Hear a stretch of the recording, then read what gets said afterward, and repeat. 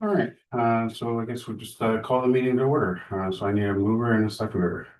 I'll move. I'll second. Perfect. So moved by Alan and seconded by Sean, that the meeting be open at 6 p.m. All in favor? Aye. Carried. And the adoption of the agenda, need a mover and a seconder. I'll move It's aside. gonna be you guys Yeah. all night. All right, so moved by Sean and seconded by Alan, that the agenda for the Emergency Services Committee meeting for June 16th, 2025 be approved as circulated. All in favor? Any disclosure of pecuniary interests? Nope. Any adoption of previous minutes? I think it's my turn. It is, yeah. Okay, so moved by Alan, second by Sean, that the minutes of the Emergency Services Committee meeting held May 27th, 2025 be adopted as circulated. Mhm. All in favor? Yes. Carried. Any presentations and delegations? We're right down to 6 staff reports. So 6A, report from the fire chief regarding recent call reports, training and community involvement. Okay, good evening, everybody. My report, this is a report for my first 120 days as fire chief. This is a report from May 22nd to June 11th, 2025. We've got 16 volunteers, staff members right now. During that time period, we responded to 8 calls for service. We had 6 medicals. We had a landfill fire, and we had alarm activation, residential alarm activation. For the volunteer wise, we're getting a little thin when it comes to response for medicals because I need a lot of my staff to be trained in medical, and where that is in the process right now, that we're going to get the volunteers trained up to the emergency first responder status. So that way, when a call comes out for medical, I have the appropriate amount of personnel that can respond to a medical. Year to date, we've had 44 calls for service.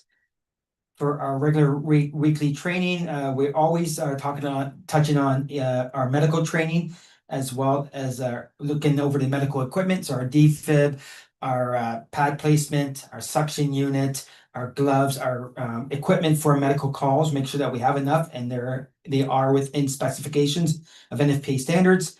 We're always checking every Monday night we do our training. We're always checking our PPE and bunker gear thermalization, make sure that their bunker gear is safe for service, that there's no holes, no tips, no tears, no rips. We're also checking out the SCBA, which is a self-contained breathing apparatus. So we're always checking that out, make sure that that's working, that batteries aren't low when they're being tested every Monday. And we're always doing inspection every Monday of our personal protective gear. So that's our jacket, our pants, our boots, our gloves, our balaclava, our face piece. We also do every Monday, we clean hall by sweeping the floors. We wash and clean the trucks. That's every Monday. So for special training, right now the firefighters are getting prepared for wildland fire season. So we're doing training on that. We're familiarizing ourselves with M&R standards, what they want us to do if we call them in for aid for a wildland fire. And we're getting our firefighters ready for our NFPA certifications, which are mandatory by July 1st, 2026.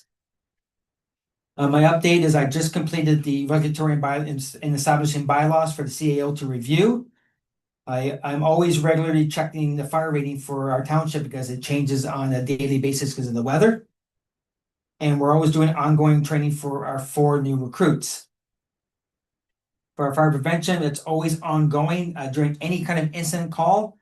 So an example is if we came to your private residence for a medical call, once the medical call has concluded, we will talk to the homeowner about make sure they have enough working smoke alarms, working CO alarms, excuse me, answer any all questions that they may have regarding what types to get, location or placement, lifespan, what the different sounds mean for the smoke alarm. So most people have run into at 2:30, 3 o'clock in the morning, a chirp.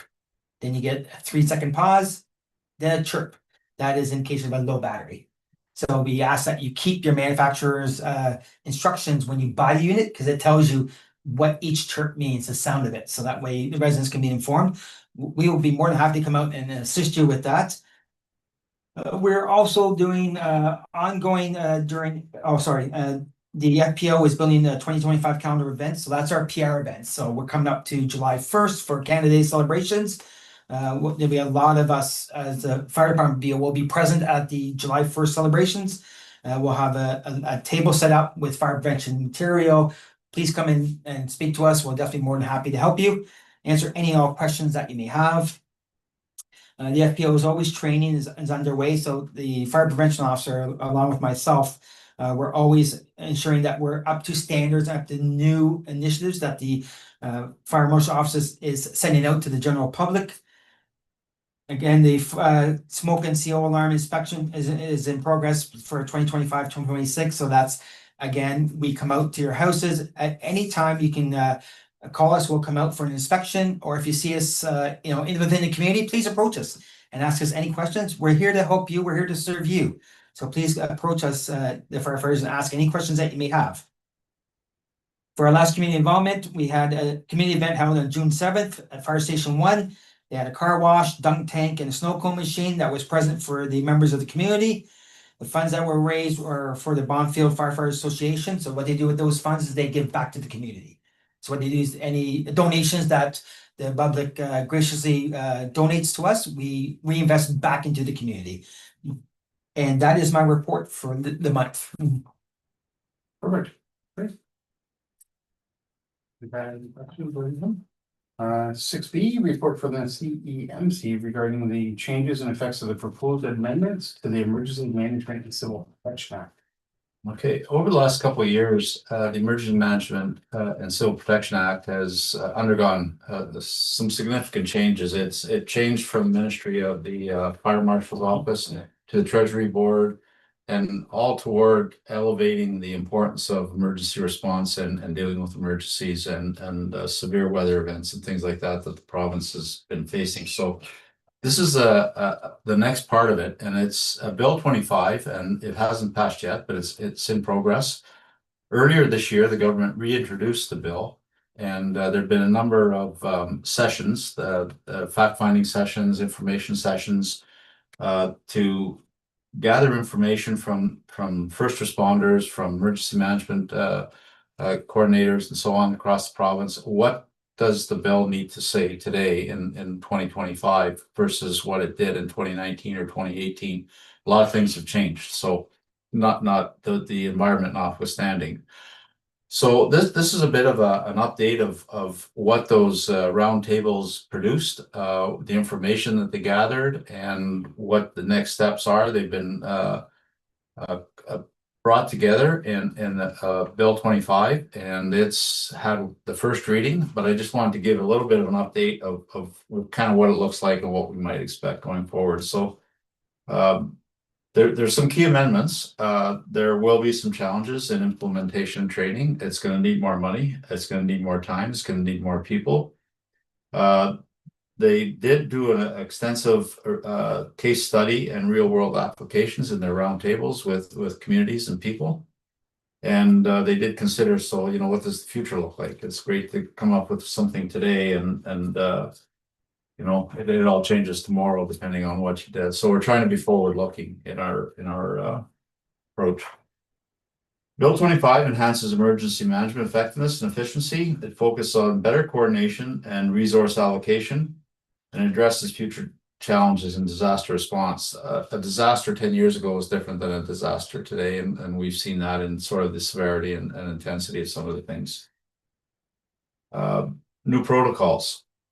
Increased funding for emergency management agencies, and adoption of advanced technology for communication. We've seen some of that already in our sector reps, and the vehicles they're driving are all internet and satellite equipped, so that we're starting to see in the event of emergency, we call our sector reps. They show up with a Suburban that's connected to the internet, and we can hook up our phones to it. So they've really adopted technology in some of these things, but it has to get entrenched in legislation, and that's part of what we're seeing now. Some positive impacts of Bill 25: improved coordination among emergency agencies. We were at a session here not long ago where Hydro One and the municipalities got together, and it's been a bit of challenge that sometimes, you know, you get lines down and we'll send first responders out, they babysit the lines on the ground. We don't know what's going on, what's happening. We exchange personal phone numbers and departmental phone numbers so that we can call people that are actually on the ground and know what's going on. So it's on the ground communications that we're realizing are important when you're dealing with an emergency, because it changes minute by minute. And you need to have those direct communications. By the time you get it up the chain and down the chain, way too late. And so the next point is faster response during crisis situations and enhanced public safety and emergency preparedness. So the more prepared we are, the better we do our job, the better, the safer the public is. Some challenges. The changes need training. Every time we change something, we're going to change how we do it, when we do it, who does it. We need to train those people and entrench and institutionalize those changes in our day-to-day behaviors and SOPs. Technology during implementation, like we're dealing with technologies that we haven't dealt with before. Getting these trucks in, who hooks it up? How does it hook up? Where's the internet? What passwords do you need? Like all those things have to be prepared ahead of time. We don't want to be dealing with an emergency and saying, what's the password, right? And management of increased budgetary requirements, and everybody's looking for money. So, but we need, as we make these changes, we got to make sure that they're funded. And Bill 25 is putting some provisions in place for that funding. The case studies I'll say about that is there was case studies done. They looked at this from a pragmatic point of view. What happens if, and what happens here? So, you know, what's the protocol implementation in a disaster? What are the benefits from enhanced funding emergencies? So these are real life scenarios that they walked through it, they war gamed it, and they've come up with some, actually it demonstrates issues that you may not have thought of, and it brings to light some things that you want to be prepared for in the future, right? So the future outlook, we think, and I think, and I agree with the authors of this report, that Bill 25 significantly improves emergency management. It's a step above. It's more work for everybody involved, but it's a better result for everybody involved and all the agencies and people that we serve. Focus on coordination, funding, and technology is vital, and the future advancements are necessary for sustained effectiveness. So just a little bit of a practical example. Ontario Core is one of the things that has been developed as part of this. And that's a group of volunteers that are put in place. They're trained, they're qualified, they've been given information, they've got equipment, and they're at the ready. I think one's in Timmins, one's in Renfrew. So if we have an emergency in the region, they're regionally approached or distributed. We can get equipment here. We can get sandbags, we can get chainsaws, we can get backhoes, and all this stuff is being assembled in preparation for an emergency. So we're not just relying on ourselves and our neighboring municipalities. We've got provincial resources, which is a huge benefit for it when things really hit the fan. So I think it's good, it's positive, and good things to come. Great, thanks, all. Any items for community discussion? No, I don't think so, no. No, we as a council looked at the budget the other night, and trailer was on there too for the fire department, so that's awesome. Looks like that's moving forward. Any resolutions to be considered for council recommendation? No correspondence and no closed session. So in record time, adjournment, moved by. I think it's me. You? Yes, it's me. Okay, all right. I got you Second covered. by this meeting be adjourned at 6:13 PM. In favor? Great. Small meeting. Thanks, guys.